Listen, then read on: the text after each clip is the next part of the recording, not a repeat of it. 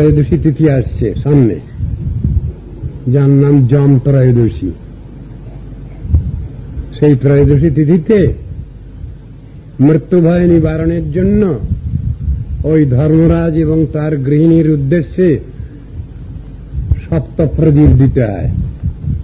বাড়ির বাইরে নিয়ম আছে, মন্ত্র লেখা আছে, আমাদের পঞ্জিকার মধ্যে দেওয়া আছে বোধহয়।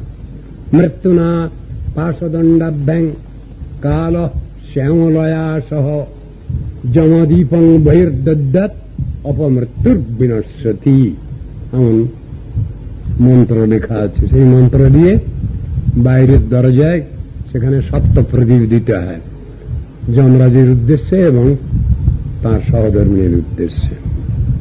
বৈষ্ণব বৈষ্ণবীর অভ্যর্থনা, সমাদর, প্রণাম, নমস্কার এইসবগুলি।